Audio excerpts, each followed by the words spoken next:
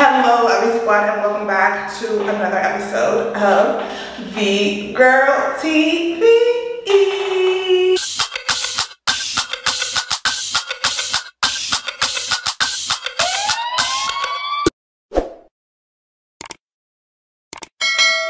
Welcome back, guys. Welcome back to my canal, the YouTube. And as promised, I told you guys that I was going to be here on Wednesday for a video about why I decided to give birth here in Panama.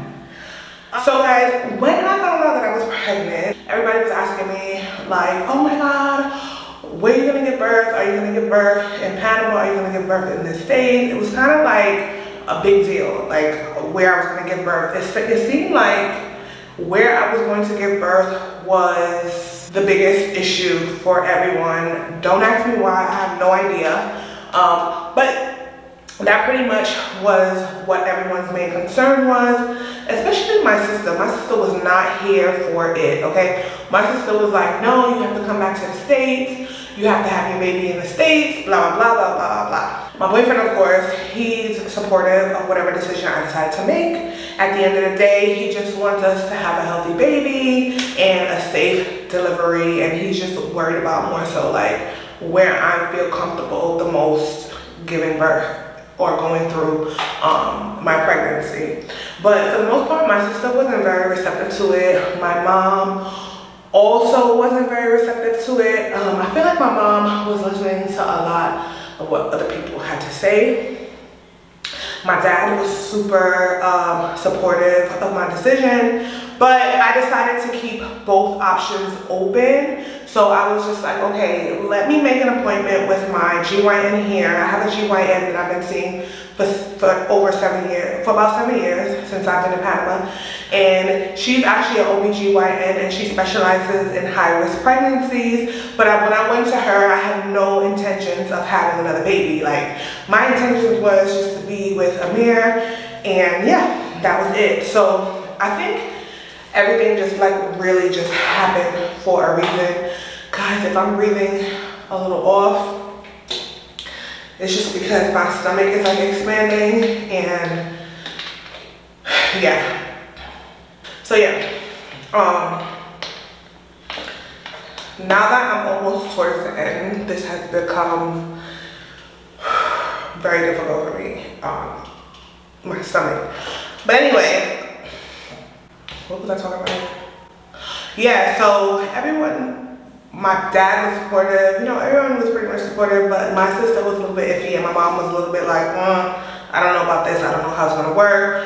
But I don't expect for most people to understand how it works. I've even had like outsiders calling my family members and like, oh, well, why would she want to give birth in Panama? Like, the baby's gonna have a hard time getting back to America. And it's just like this whole big spiel of everyone just giving their opinions unnecessarily, because I didn't ask for them, on what I should do with my life and my baby. So when I went to my doctor and when she, you know, checked me out and we found out that we were having a baby, my doctor was so excited. Don't ask me why she was so excited, but she was so excited, and she was just like, oh my God, another pandemic baby. She was super excited. I was able to speak with her about my concerns, because you know, for those of you who know me, know that I have like major anxiety problems, and I'm always like worried. But she listened to my problems, she listened to my concerns, she made me feel very, very, very comfortable. So I decided while I was here, because I had just came back to Panama, I had did my normal routine prenatal care here. I had ordered my prenatal pills off of Amazon, but she also prescribed me. Why do I keep saying subscribe? She also prescribed me other vitamins like vitamin D with calcium, folic acid, iron with folic acid, DHA. So she prescribed me these other pills that she said that would be very helpful for the baby. That is something that the doctor in the States did not do, okay? Another thing, if you guys haven't been able to check out my other video, I did do a video briefly explaining about my experience with an NYU doctor with prenatal care.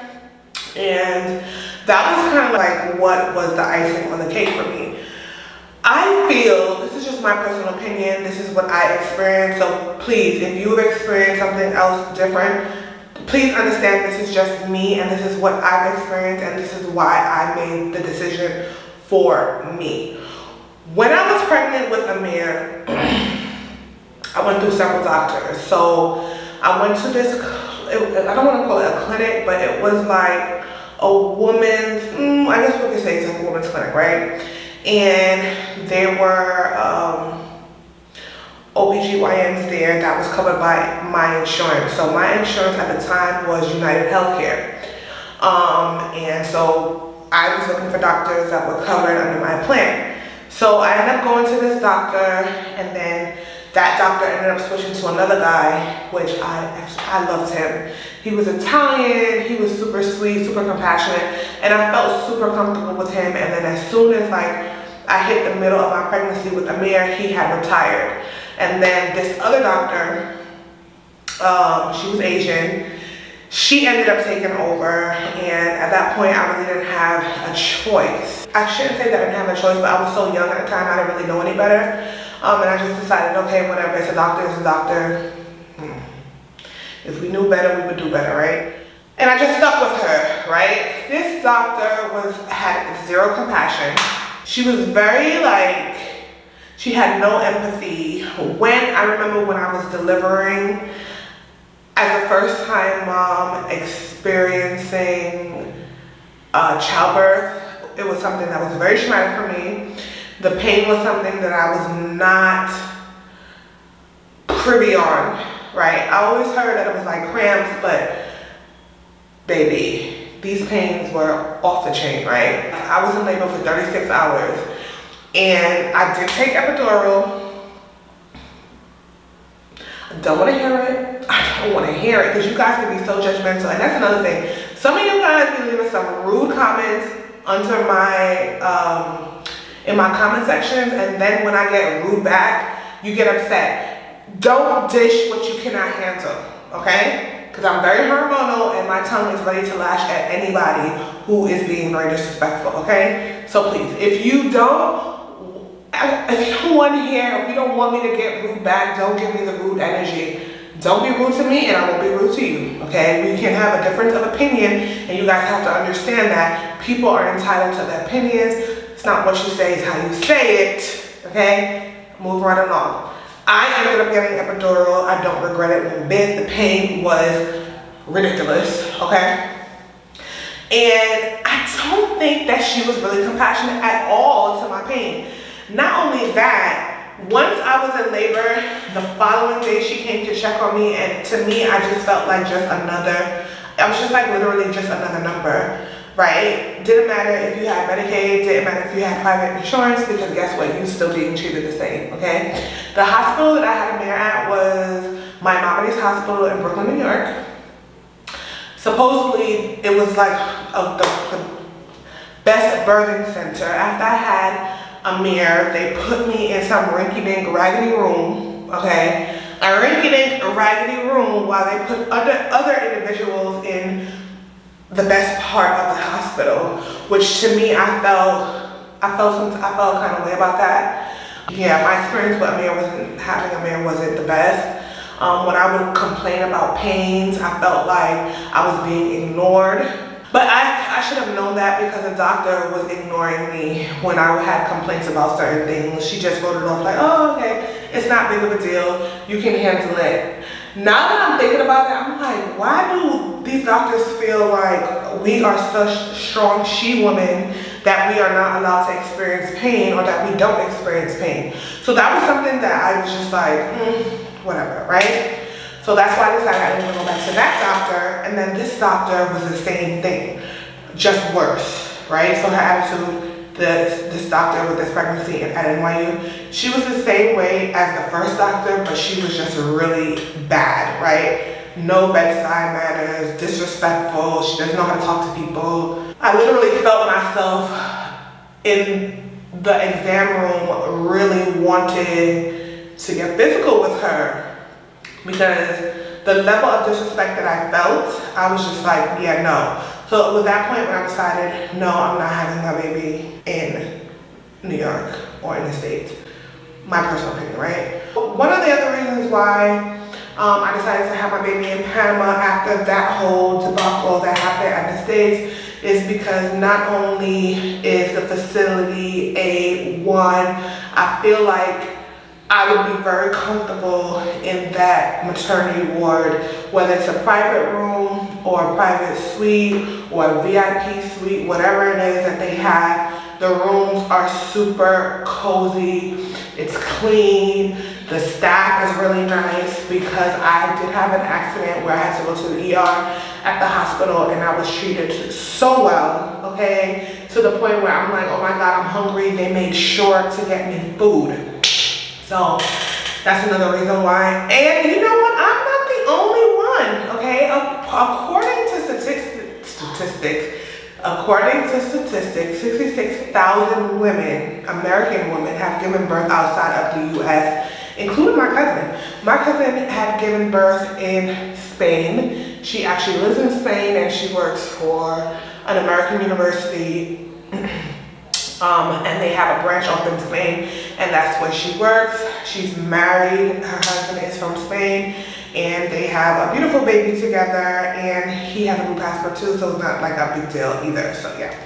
Another reason why I decided to do prenatal care here is because I personally feel like my doctor is very hands-on with me, even the staff. When I go for my appointments, they always make me feel super welcome.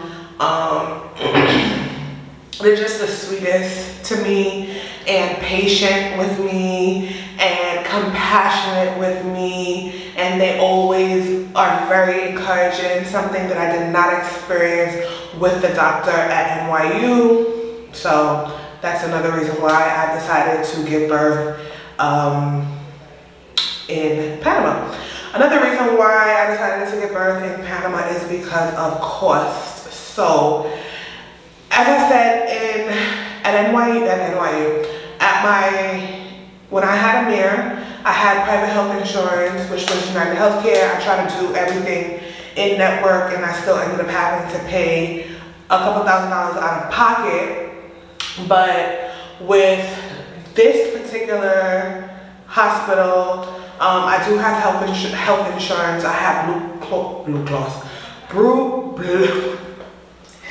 I have Blue Cross Blue Shields. My doctor is in network. I also have other hospitals to choose from. So if I don't want to give birth at this particular hospital, I have other choices where my doctor has rights.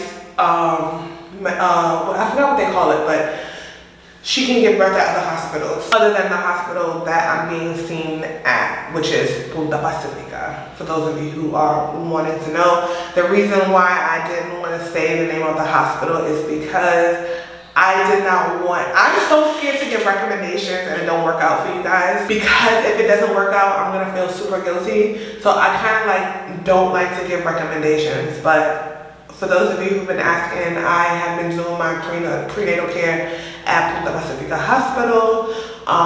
It's one of the top hospitals in Panama. You can look them up. And my doctor, her name is Dr. Tanya Herrera. Love her, by the way. So yeah, so that's that.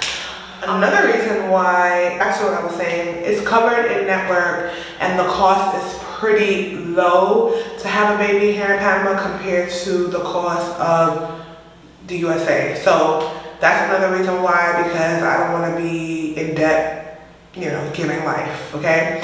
Another reason why I am deciding to give birth here in Panama is because if you pay something called seguro, which is health insurance, other than the private health insurance, there's something called seguro that you pay. And although I own my own business, I actually am an employee of my business. So I do pay seguro. The government pays you what you make for, you can start from 28 weeks up until, so you get about 4 months off for maternity, I think it is. And then I think it's like 4 months if I'm not mistaken. So guys, here's my correction. According to Panama's labor code, it has provisions protecting female employees. Pregnant women cannot be fired without good reason and a court approval. Paid maternity leave for up to 6 weeks before the child is born and then 8 weeks afterwards. There's a minimum of 14 weeks rest period. Paid maternity leave, by the way.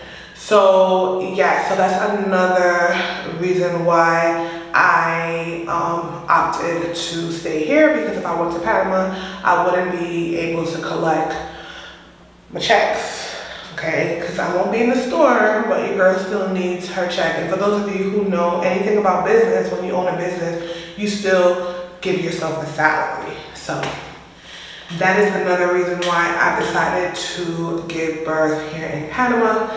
Another reason why I decided to give birth in Panama is because when my baby is due, it's still gonna be cold in the States. And you guys know I don't like the cold, okay? I don't like the cold at all.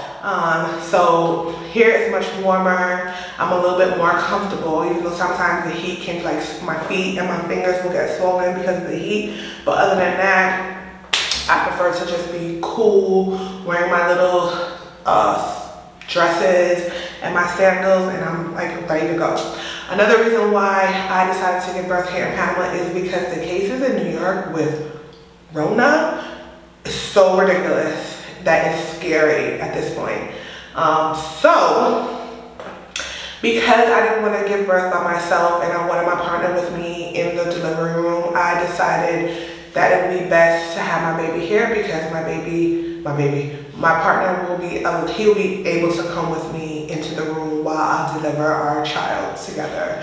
So that is some of the main reasons why I decided to give birth here in Panama versus giving birth in the States.